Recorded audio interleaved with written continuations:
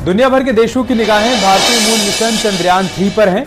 इसी साल 14 जुलाई को श्रीहरिकोटा के सतीश धवन स्पेस सेंटर से चंद्रयान 3 लॉन्च किया गया था, जो अब अपने मिशन के सबसे करीब पहुंच चुका है। दरअसल चंद्रयान 3 चंदा से तकरीबन 150 किलोमीटर ही दूर है और चंद्रयान 3 की 5वीं ऑर्बिट में एंट्री भी हो चुकी है। अब चंद्रयान का स्पेसक्राफ्ट सॉफ्ट लैंडिंग के लिए पूरी तरह से तैयार है और कल ही लैंडर मॉड्यूल अलग हो जाएंगे, जिसके बाद 23 अगस्त को लैंडर विक्रम सॉफ्ट लैंडिंग करेगा।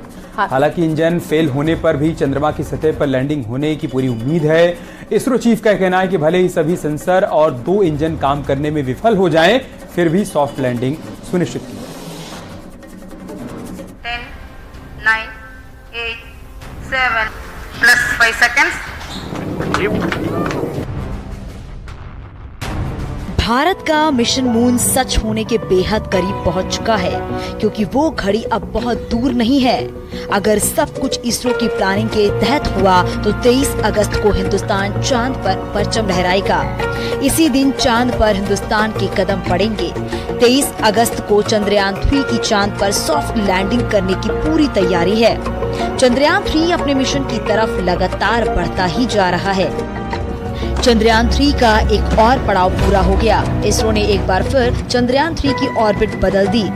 स्पेसक्राफ्ट अब चांद की और करीब आ चुका है और इस वक्त गोलाकार कक्षा में है।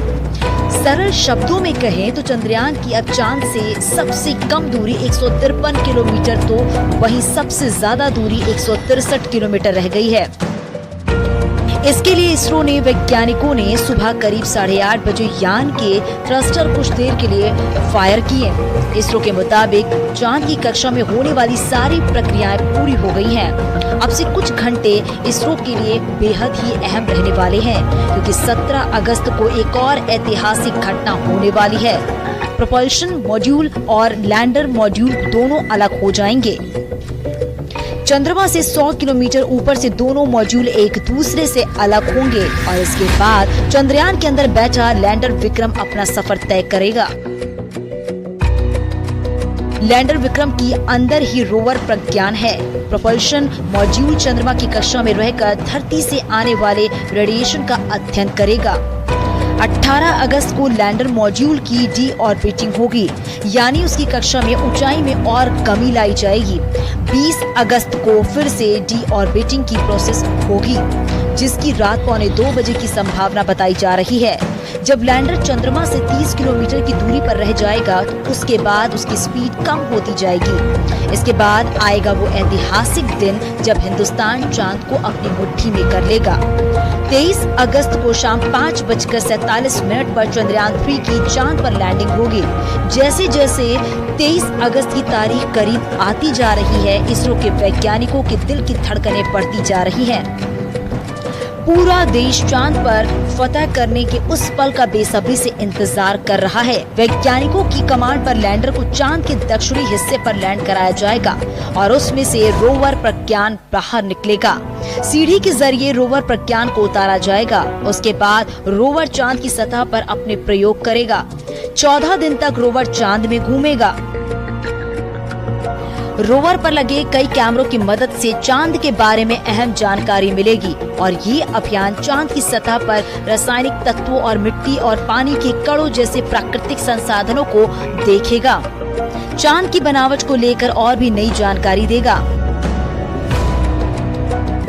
पीएम नरेंद्र मोदी ने 15 अगस्त के दिन अपने भाषण के दौरान मिशन चंद्रमा का जिक्र किया था।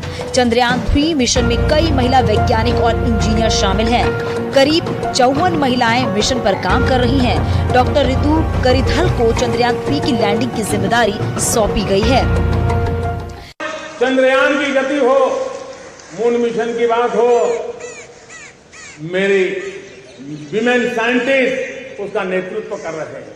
आज विमेन सेल्फ हेल्प ग्रुप हो, मेरी 2